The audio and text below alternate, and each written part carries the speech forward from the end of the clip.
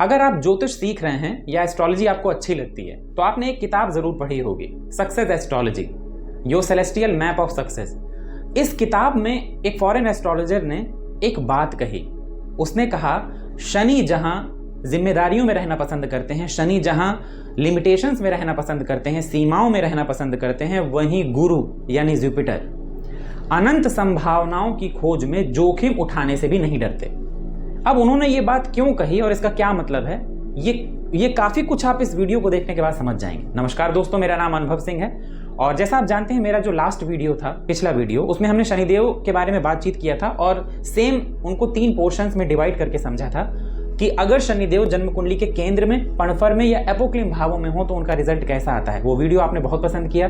कुछ ही समय में लाखों लोगों ने उसको देखा और हजारों कमेंट्स आए। लोगों ने भर भर के पर्सनल ईमेल आईडी में और मेरे व्हाट्सएप नंबर पे ये लिखकर भेजना शुरू किया कि उन्होंने कहा ऐसे ही आप हर प्लेनेट के लिए एक वीडियो बना दीजिए। उस समय तो मुझे ज़रूरत महसूस नहीं हुई, लेकिन जब मैंने देखा कि ये कमेंट बार बार किया जा रहा है तो मुझे ऐसा लगा कि शनिदेव जैसा ही कोई भारी प्लेनेट के बारे में हमें जानना चाहिए। और कुछ मिथ्स हैं, कुछ ऐसे कह सकते हैं कि कुछ ऐसे बातें हैं, रूमर्स हैं जो आपने सिर्फ किसी के मुंह से सुन लिए और कहीं पर आपने पढ़ लिया और आपको लगा कि वो चीज़ बिल्कुल सही है। इस वीडियो के माध्यम से मैं आपको बताऊंगा एक्चुअली जब बृहस्पति उन भावों में बैठते हैं तो परेशानियां कब आती हैं, क्यों आती हैं और उन्हें ठीक कैसे किया जा सकता है। अब सबसे पहले तो मैं आपको वापस से एक बार इंट्रोड्यूस करा दूं, क्योंकि ऑब्वियस सी बात है कि इसमें कुछ लोग जो हैं इस वीडियो में नए होंगे। तो मैंने इस वीडियो में हम जन्म कुंडली को 3 भागों में बांटकर पढ़ रहे हैं। एक भाग है केंद्र का भाव। जन्म कुंडली का पहला, चौथा, 7वां और 10वां भाव केंद्र का भाव कहा जाता है। मैंने अपनी पिछली वीडियो में भी आपको कई बार बताया, केंद्र का भाव सबसे स्थायी भाव होता है। केंद्र का भाव मतलब आपके शरीर की रीढ़ की हड्डी। केंद्र का भाव मतलब आप, केंद्र का भाव मतलब स्थिरता। अब स्थिरता का मतलब क्या होता है? ऐसी चीजें जो लॉन्ग लास्टिंग आपको चाहिए ही चाहिए या जिनके बिना अस्तित्व नहीं हो सकता। एक आप, अगर आप ही नहीं है तो कुंडली किसकी? एक सुख, चाहे वो सुख किसी भी तरह का हो, इंसान जीवन भर उस सुख के पीछे भागता है। संबंध का मतलब होता है चाहे आपका वैवाहिक संबंध हो, चाहे आपका व्यापारिक संबंध हो, चाहे आपका व्यक्तिगत संबंध हो, अगर कोई भी संबंध है तो वो बिना इस भाव के आप नहीं देख सकते। और 10वां होता है कर्म। ये 4 भाव केंद्र के भाव कहे जाते हैं जो सबसे ज्यादा स्थिर होते हैं और सबसे ज्यादा जरूरी होते हैं। इसीलिए आपने कई ऐसे सूत्र पढ़े होंगे कि केंद्र के भाव खाली हो तो जन्म कुंडली में ताकत नहीं होती, इंसान को बहुत स्ट्रगल करना होता है।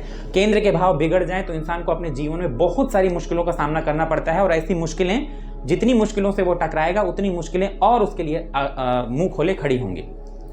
अब इसके बाद केंद्र के भाव के बाद दूसरा पोर्शन है पणफर भाव। पणफर भाव मैंने पिछले वीडियो में भी आपको थोड़ा सा एक्सप्लेन किया था, इस बार भी थोड़ा सा एक्सप्लेन कर देता हूं। हर केंद्र के भाव के बाद जो भी भाव आएगा वो पणफर भाव होगा।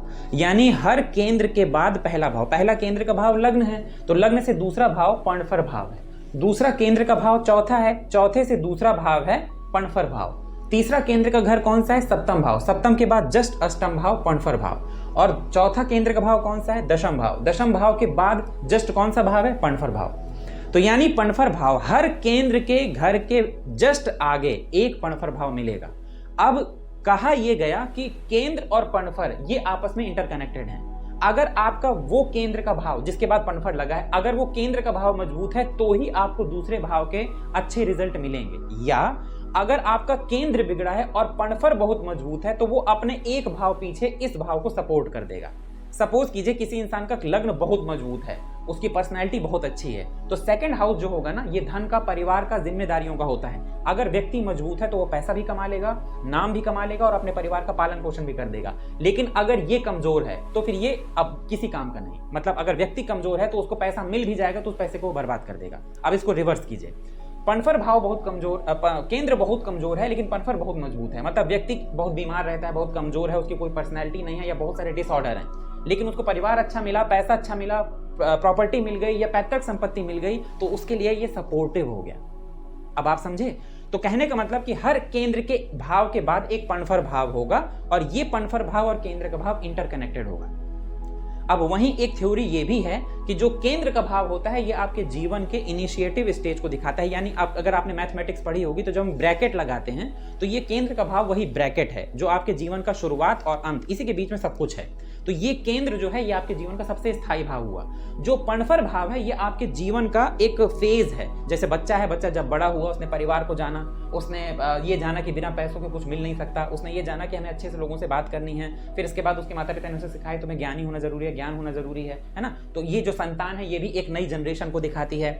इसके बाद अष्टम भाव जो होता है ये आपके मृत्यु का होता है, ये आपके ज्ञान का होता है, आपके जीवन में घटनाओं का होता है। और 11th हाउस जो है ये आपके ऑल ओवर जीवन का ग्रोथ होता है। तो अगर आप देखें तो जो जीवन का सेकंड फेज होता है, सेकंड फेज में हम इन्हीं सारी चीजों से होकर गुजरते हैं।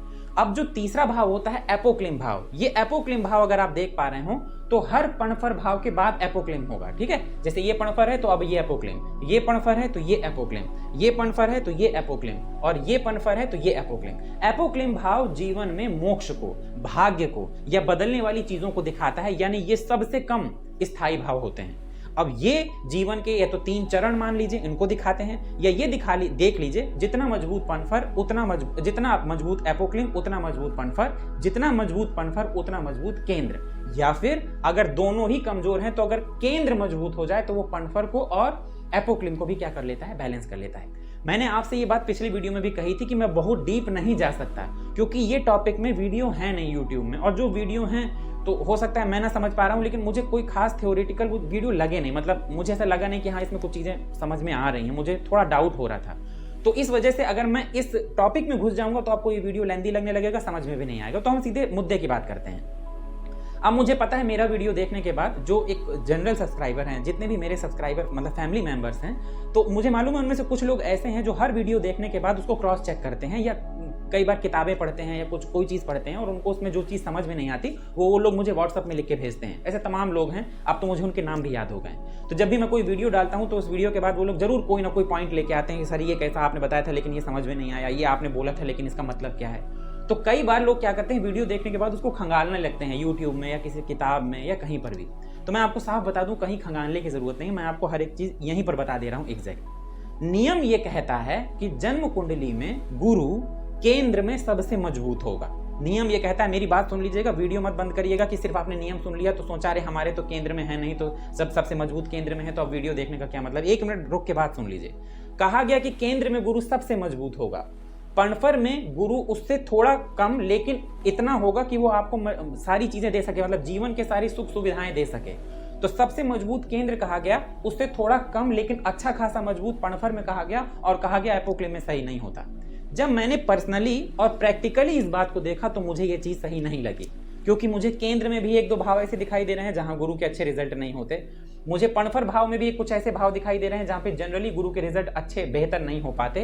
और एपोक्लिम भाव जिसको ये कहा जा रहा है कि इसमें गुरु के रिजल्ट तो बड़े खराब होते हैं, यहाँ पर तो गुरु बिगड़ जाता है, मुझे ऐसा नहीं लगता। क्योंकि मैंने देखा कि जिन लोगों की जन्म कुंडली के एपोक्लिम भावों में गुरु थे उनमें से कुछ एक भाव ऐसे थे जहां पे गुरु बढ़िया रिजल्ट कर रहे थे। तो फिर ये मिसमैचिंग क्यों हुई, इसका जवाब भी मैंने आपको पिछले वीडियो में दिया था। हमारी ज्योतिष की जो क्लासिकल बुक्स हैं उन किताबों में जो नियम लिखे हैं, जब जन्म कुंडली का अध्ययन पिछले टाइम पे किया जाता था और अब टाइम पे किया जाता है, यानी आज से 100-200 साल पहले जब कोई कुंडली देखी जाती होगी तो उसको देखने का तरीका अलग होता होगा ना। अब मान के चलिए 100 साल पहले किसी की कुंडली देखी गई, तब तो कोई ये नहीं बोलता होगा ना, जनरली इंडिया जैसे देश में तो ऐसी जगहों पर ये तो बोलता नहीं होगा ना कि तुम यूट्यूबर बनोगे या तुम इलेक्ट्रॉनिक्स में ये काम, जो चीज़ों का इजाद उस टाइम पे नहीं हुआ था तो उसके लिए तो बोला नहीं जा सकता था ना। आज के टाइम पे तो शनि और मंगल का संबंध जब हम इलेक्ट्रॉनिक में या कम्युनिकेशन में देखते हैं तो अलग तरीके से देखते हैं, 100 साल पहले किसी अलग तरीके से देखते रहे होंगे।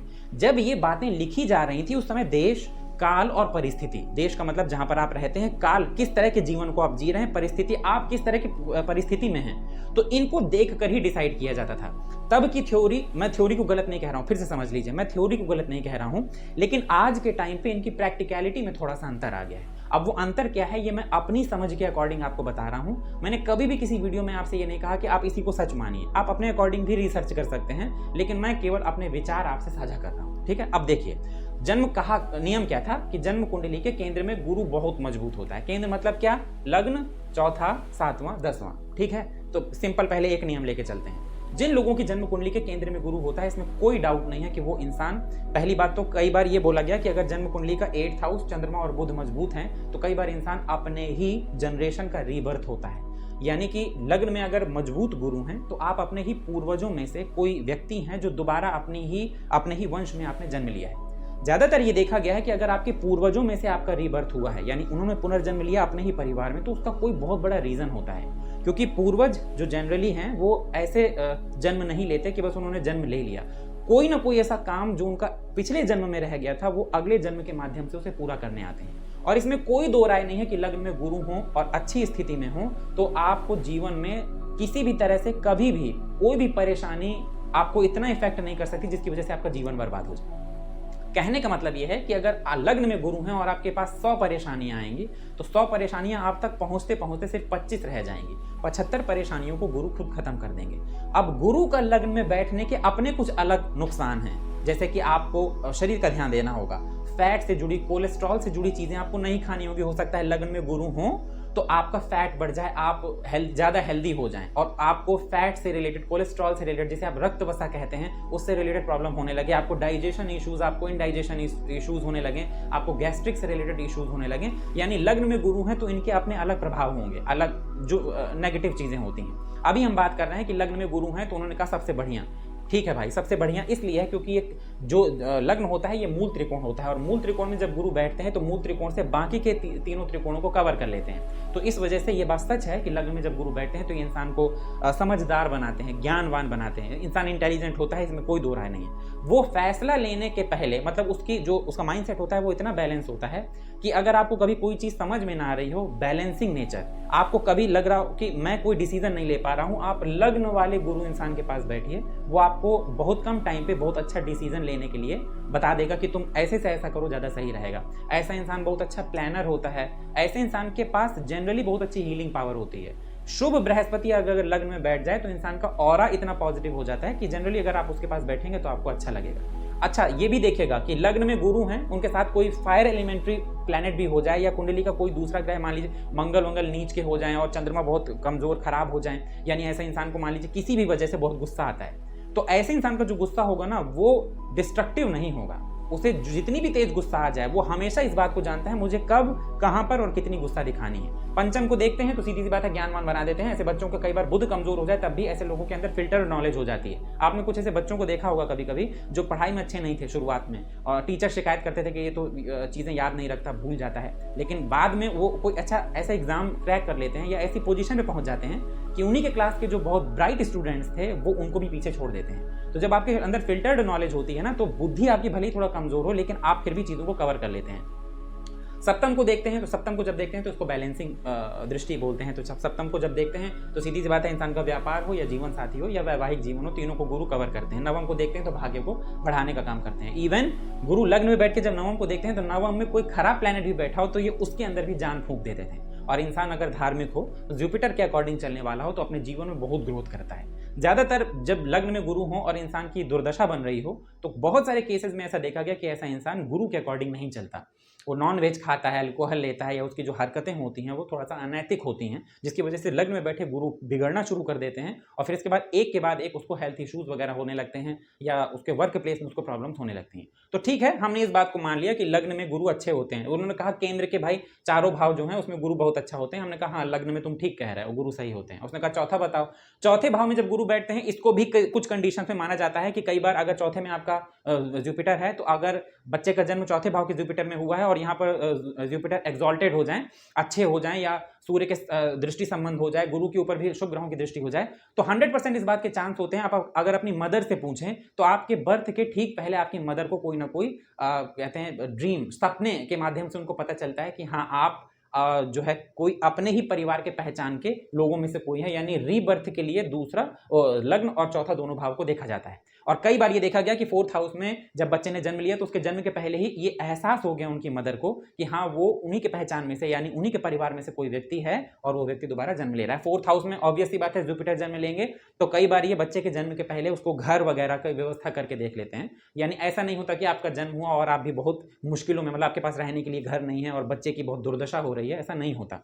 4th हाउस चंद्रमा का घर है और जुपिटर का एक्सॉल्टेड हाउस है काल पुरुष के अकॉर्डिंग। तो यहां पर आके गुरु जबरदस्त रिजल्ट करते हैं। यहां पर आप किसी की कुंडली में अच्छे गुरु देख लीजिए तो आंख बंद करके बोल दीजिए कि उनकी जो मदर होंगी ना बहुत रिलीजियस होंगी, मतलब धर्म को मानने वाली, बच्चों को अच्छा सिखाने वाली। और कई बार ये भी देखा जाता है कि मदर जो है वही बच्चे की पहली गुरु हैं। वैसे तो देखिए मदर ही बच्चों की पहली गुरु होती हैं, लेकिन बच्चा जो है सबसे पहले अपनी मदर से इन्फ्लुएंस होता है। जैसे जैसे जुपिटर यहाँ पर बिगड़ते जाएंगे वैसे वैसे बच्चे और मदर के बीच में इरिटेशन आने लगेगा। इरिटेशन का मतलब जैसे जुपिटर के साथ नीच का कोई ग्रह बैठ जाए, नीच के ग्रह देख ले, जुपिटर खुद कमजोर हो जाए, खुद नीच के हो जाए, और उनके साथ कोई पाप ग्रह बैठ जाए तो बच्चा माँ की बात नहीं सुन रहा। मदर यही शिकायत करती घूम रही है सब जगह कि बात नहीं सुनता, मनमानी करता है और डरता नहीं है, मतलब कुछ बोलो सुनता नहीं है वगैरह वगैरह। तो और अच्छे हो जाए तो मदर और जो बेटा या बेटी हैं उनके बीच की बॉन्डिंग बहुत अच्छी होगी। और जुपिटर 4th हाउस में बैठते हैं तो मैं ये मानता हूं कि यहाँ पर गुरु उच्च के गुरु जैसा रिजल्ट करते हैं। हाँ, ये इंसान अपनी अच्छाई की वजह से हर जगह मात खाता है, हमेशा लोगों की मदद करने के लिए भागेगा, बाद में वही लोग ठग लेंगे या कोशिश करेगा कि मैं सब कुछ सही कर लूं, उसी के चक्कर में अपना नुकसान करेगा। एक कहावत है कि एक इंसान अपना खुद का बुरा कर लेता है अगर वो चीज़ों को पकड़ रहा है, मतलब जहां जरूरत नहीं है वहां पर भी बोला है तुम रुको मैं कर दूंगा। तो ये लोग थोड़ा सा उस टाइप के होते हैं कि जरूरत नहीं भी है, किसी ने नहीं भी पूछा तो भी मदद करने को दौड़ जाएंगे और खुद ही के ऊपर 10 काम ले लेंगे, बाद में पछताते रहेंगे कि क्यों बोल दिया, नहीं बोलना चाहिए था। ऐसा यहां से गुरु 8th हाउस को देखते हैं तो यहां पर उम्र को बढ़ा देते हैं या उम्र को कम। देखिए उम्र बढ़ाने का मतलब यह है कि अगर जीवन में कोई ऐसी परेशानी है कि आप अचानक बीमार हो गए और बात जीवन और मृत्यु की आ गई, लेकिन आपकी जन्म कुंडली का दूसरा भाव, चौथा भाव, अष्टम भाव, चंद्रमा और शनि अच्छे हैं, यानी आपकी उम्र है, आपकी उम्र है, लेकिन फिर भी आपको कोई ऐसी परेशानी हो रही है जिसमें कई बार लाइफ और डेथ का सवाल आ जाता है, गुरु बचा लेते हैं। इसीलिए आपने देखा होगा सर्जरी वगैरह के पहले जब हम ये पूछते हैं किसी से कि सर्जरी करवाएं या ना करवाएं, तो जो एस्ट्रोलॉजर होता है वो ये देख लेता है, अगर है तो बोल देगा कि तुम्हारी चाहे जितनी टिपिकल सर्जरी हो करवा लो, मतलब तुम मौत के मुंह से निकल आओगे लेकिन तुम्हें कुछ होगा नहीं। ऐसा तो 4th हाउस में गुरु की जो फर्स्ट एक्सपेक्ट होता है, 5th एक्सपेक्ट, उससे वो 8th हाउस को मजबूत करते हैं। कई बार तंत्र मंत्र, ज्योतिष और हीलिंग में ऐसे का इंटरेस्ट हो जाता है। तो एक दृष्टि दशम में पड़ती है, दशम में जब दृष्टि पड़ती है ज़्यादा अच्छा है, लोग वर्क प्लेस के लिए थोड़ा सा इंसान कॉन्शियस हो जाता है, लेकिन अच्छा है और अच्छा खासा अपना काम भी कर लेता है, लोगों के बीच में रिस्पेक्ट वगैरह भी उसे मिलती है। 12th हाउस में देखता है तो इंसान धार्मिक हो जाता है। 4th में जुपिटर बैठे हैं तो अगर आप उस इंसान से पूजा भजन के लिए या किसी धार्मिक काम के लिए पैसा मांगेंगे, वो 100% आपकी मदद करेगा। किसी मंदिर को बनाना है, कंस्ट्रक्शन का काम चलना है, लोगों की मदद करनी है, कोई बहुत असहाय है, ये बिना सोचे मदद कर देगा। इसी के अंदर ऐसी क्वालिटी होती है कि अगर अपनी जेब में 1 रुपया है और सच में सामने वाले को जरूरत है तो उस 1 रुपये को निकाल के दे देगा और ये नहीं सोचेगा कि वो 1 रुपया ही तो था मेरे पास, वो चला जाएगा तो अब मैं क्या करूँगा। ऐसा और फिर ऐसे लोगों की ईश्वर मदद भी करते हैं। कहते हैं कि पितरों का आशीर्वाद होता है ऐसे लोगों के ऊपर, 4th हाउस में अगर ठीक गुरु बैठे हों। तो ये 2 चीज़ें हमने मान लिया, तीसरा भी चलो देखते हैं। 7th में भी कहा गया, क्योंकि केंद्र के तो 4 भाव है ना, कहा गया केंद्र में गुरु सबसे बढ़िया। 7th में गुरु बढ़िया है। देखिए यहाँ पर कहीं पर भी जुपिटर के साथ भावनाश वाला सूत्र मत लगाइएगा, मैं भावनाश वाली बात ही नहीं कर रहा हूँ, वो एक अलग टॉपिक है और उसमें बहुत भ्रांतियां हैं, मतलब बहुत ही ज़्यादा भ्रांतियां हैं। आधा श्लोक पढ़ के लोगों ने अपने से बना दिया कि गुरु जहाँ अकेला बैठ जाता है भावनाश अकेला। ऐसा नहीं है कि गुरु हर जगह अकेला बैठ के भावनाश करते हैं, सब बिल्कुल नहीं है। 7th हाउस में भी गुरु संभालने का काम करते हैं, वैवाहिक जीवन संभालते हैं, लोगों से आपका रवैया संभालते हैं, लोगों से आपका व्यवहार संभालते हैं। ऐसे लोग जिनके 7th हाउस में जुपिटर थे, बहुत बड़े दायरे के जो बिजनेस होते हैं, कई बार अकेले मालिक देखे गए, फिर वो अपनी कहानी बताते हैं कि हमने दुकान से शुरू किया था, आज दुकान से शोरूम हुआ, शोरूम से 10 शोरूम हुए। ये गुरु ताकत देते हैं इधर पे। विदेश में खुद का घर होना, ये और ये मजबूत हो जाए तो विदेश में खुद का घर होना ये जुपिटर दे सकते हैं।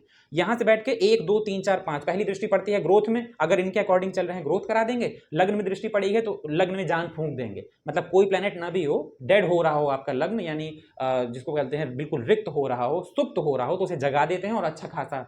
यहां पर देखते हैं नवम दृष्टि से तो आपके प्रयासों में भाग्य को जोड़ देते हैं। प्रयासों में भाग्य का मतलब यह है कि जब आप मेहनत करेंगे तो आपका भाग्य आपका सपोर्ट कर देगा।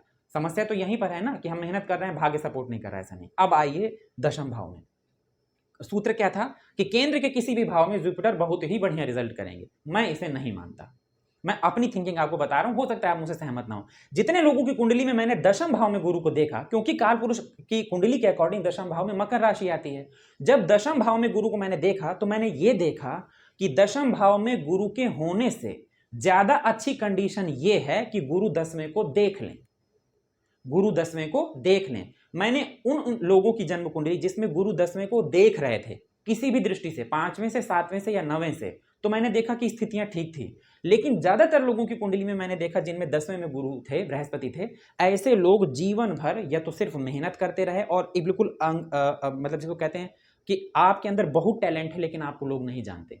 आपने अपने जीवन में खूब मेहनत किया लेकिन आज आप भी वहीं बैठे हैं जहां पे आप थे। कई ऐसे लोग आपको सोसाइटी में उदाहरण के तौर पे दिख जाएंगे, जो लोग बहुत मेहनती या डिजर्विंग होते हैं लेकिन उनके पास कुछ नहीं होता। हाँ, दशम भाव में जब जुपिटर बैठते हैं तो ऐसा इंसान सोशल इमेज जो होती है उसकी वो ठीक होती है, मतलब जनरली ऐसे इंसान के सोसाइटी में आपको दुश्मन नहीं मिलेंगे, लेकिन ये हमेशा जो मात खाएगा वो सिर्फ अपनी अच्छाई की वजह से मात खाएगा।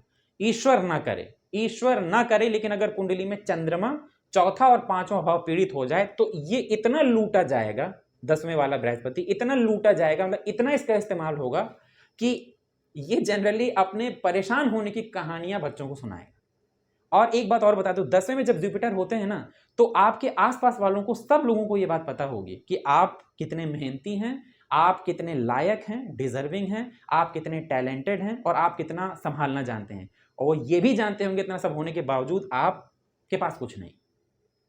एक हमारे पहचान में एक ब्राह्मण थे, अब तो शायद वो नहीं है, उनकी बड़ी उम्र थी, 10वें के गुरु को कहा करते थे फकीर, कहते थे कि 10वें में गुरु हैं तो समझो कि तुम फकीर हो।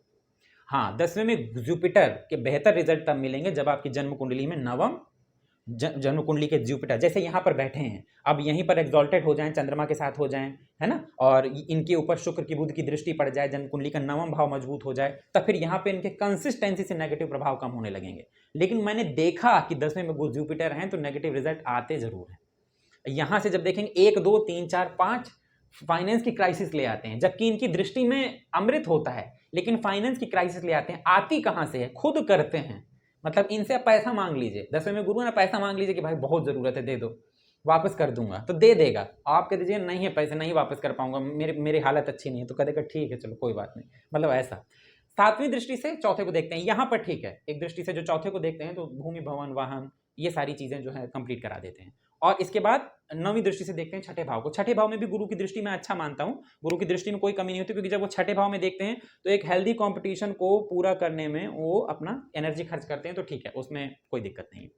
तो अब यहाँ यही मैं आपको बताने की कोशिश कर रहा था कि जो नियम है, जो आप किताबों में ढूंढ लेंगे कहीं से कि केंद्र में सबसे मजबूत, तो कहाँ सबसे मजबूत। अब दूसरे पॉइंट पे आइए, पनफर में इससे कम लेकिन अच्छा, इससे कम लेकिन अच्छा, क्योंकि उन्होंने अपोक्लिम को तो सबसे नीचे डाल दिया ना कि अपोक्लिम में तो गुरु अच्छे रिजल्ट ही नहीं करते, तो बोल रहे हैं कि पनफर में केंद्र से कम लेकिन अच्छा। अब सुनिए, सेकंड हाउस पनफर का पहला भाव है, दूसरे भाव में जुपिटर जिनके होते हैं, ऐसे लोगों को पैतृक संपत्ति का सुख, अपने मकान का सुख, और एक मकान नहीं कई मकानों का सुख, ऐसे लोगों के पास बल्क में जमीनें होती हैं। मैंने देखी है कुंडली, तब मैं आपको बता रहा हूं।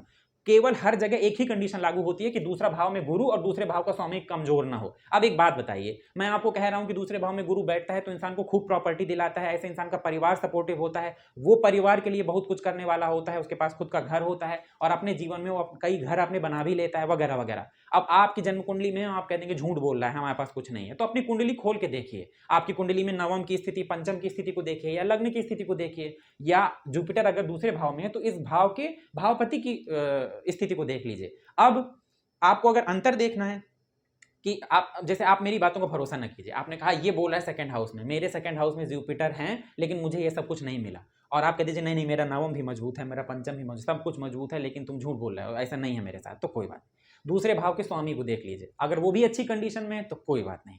बस आप एक चीज करना शुरू कर दीजिए, आपके सेकंड में गुरु है ना, इसी के लिए आपको लग रहा है ना कि आपके पास कुछ नहीं है, मैं झूठ बोल रहा हूं, तो विष्णु सहस्त्र नाम करना शुरू कर दीजिए। विष्णु सहस्त्र नाम, मतलब ये गुरु की इससे अच्छी रेमेडी नहीं है कोई, आप विष्णु सहस्त्र नाम करना शुरू कर दीजिए। जैसे ही सेकंड हाउस में बैठा जुपिटर एक्टिव होगा, आपको वो सारी चीजें मिल जाएंगी जो मैं अभी आपको लिटरली बता रहा हूं। मैंने तमाम ऐसे लोगों की जन्म कुंडली देखी जिनका बड़ा परिवार था, मतलब कि जिनकी ज्वाइंट फैमिली थी लेकिन फिर भी फैमिली एक साथ थी। मैंने बहुत सारे ऐसे लोगों को देखा जो थोड़ी बहुत परेशानी सही लेकिन अपने परिवार को पालने वाले थे, परिवार के लिए सब कुछ करने वाले थे। ये तो वही लोग होते हैं ना जिनके आस पड़ोस में भी इज्जत होती है। आपने देखा होगा ज्यादातर पड़ोसी लोग बड़े परेशान हो जाते हैं कि मतलब बुराई करने लगते हैं लोगों की, इसकी तो घर परिवार और आस पड़ोस के वाले लोग सभी लोग तारीफ करते हैं। तो और ये सेकंड हाउस जो होता है ये धन का ही है, गुरु ही इधर पे बैठ के आपको बल्क में धन और प्रॉपर्टी दिला सकते हैं। प्रॉपर्टी आपकी लिमिटेड होगी लेकिन महंगी बहुत होगी, मतलब हो सकता है कि आपके पास जमीन या प्लॉट हो लेकिन वो ऐसी जगह पे हो जो मतलब जनरली बहुत महंगे होते हैं।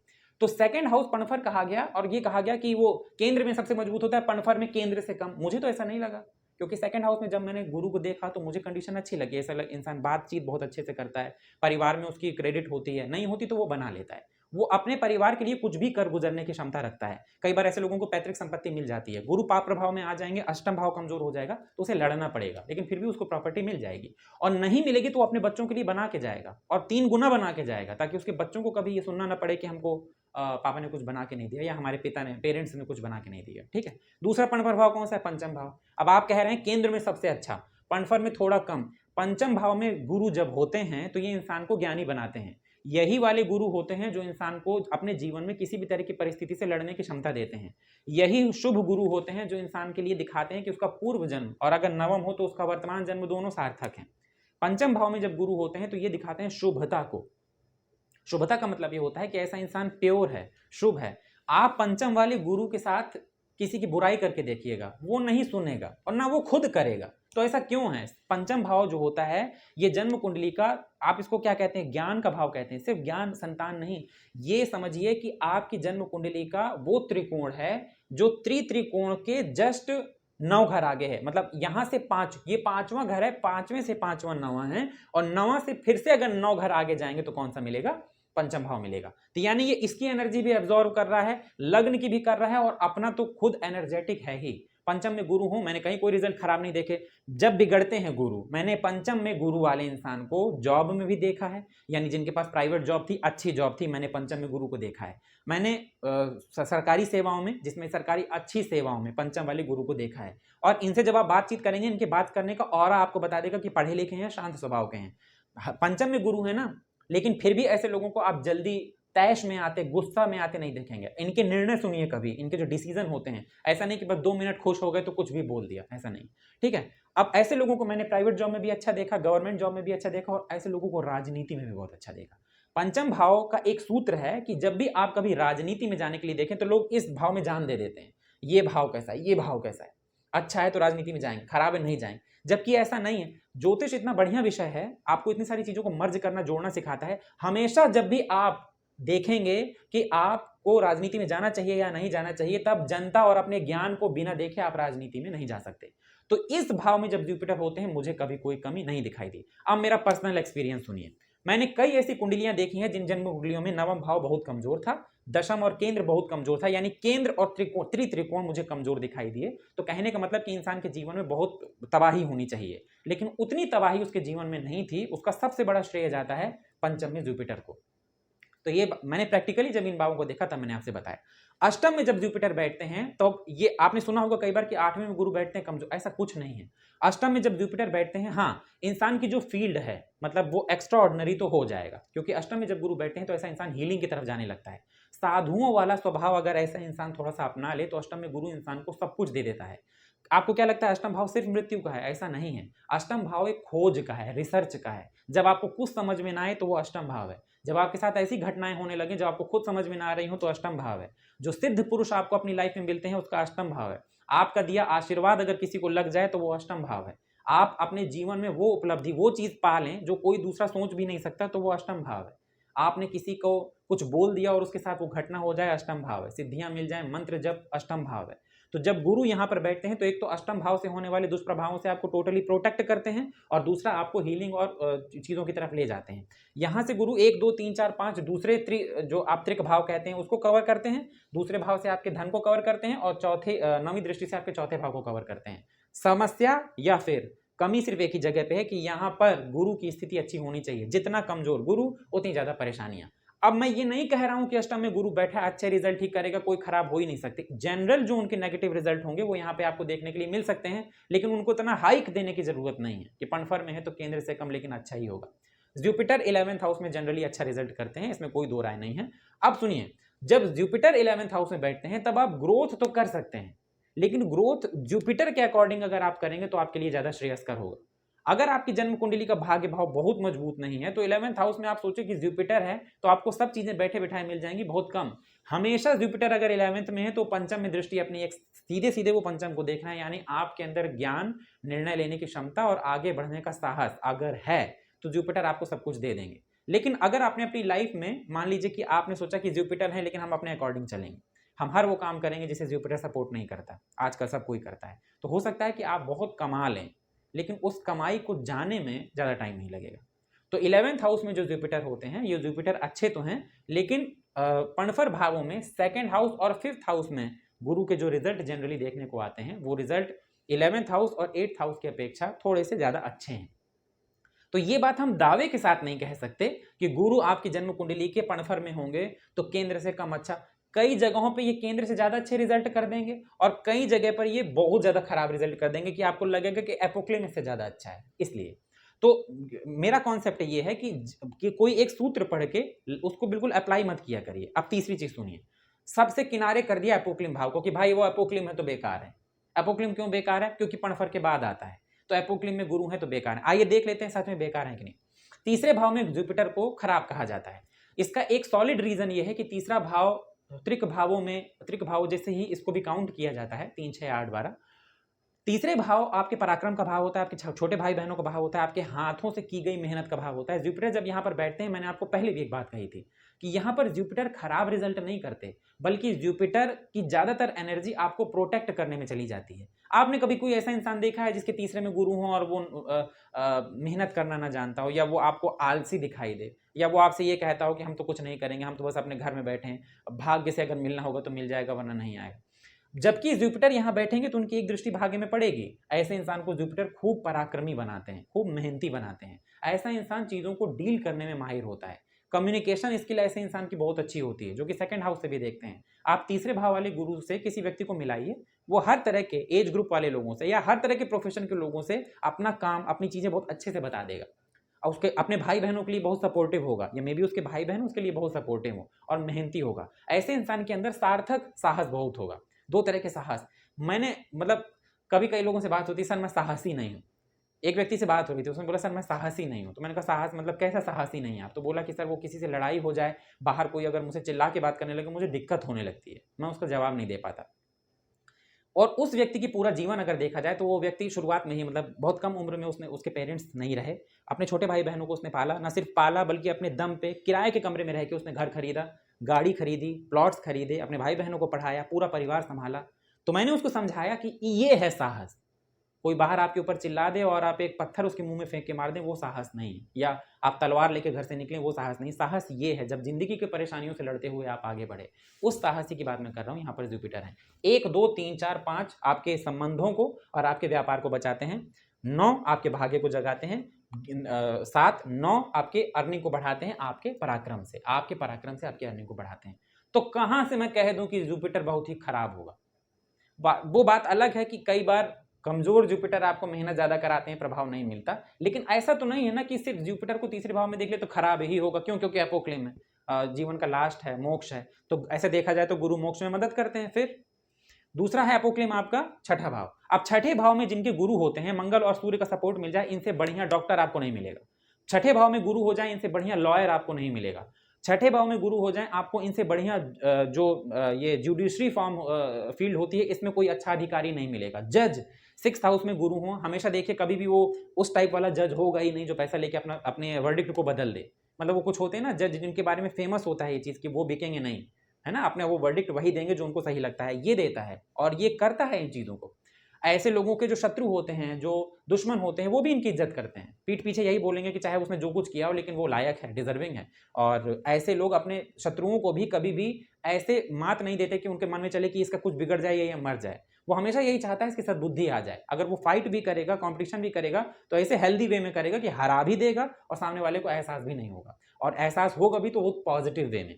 तो यहाँ पर गुरु कौन सा बहुत खराब हो गया, आप बताइए। अब कमजोर होंगे तो फिर सबके लिए कमजोर होंगे ना। डिग्री से कमजोर हो गए, डेड हो गए, मृत हो गए और नीच राशि में हो गए, तो फिर सबके लिए होंगे ना। वो परेशानी तो फिर इन जनरल सबके लिए आएगी ना, चाहे लग्न और राशि कोई भी हो। फिर अब लग्न में कारक हुए तो थोड़ी सी परेशानी कम हो जाएगी, लेकिन बाकी तो सब वैसा ही रहेगा ना।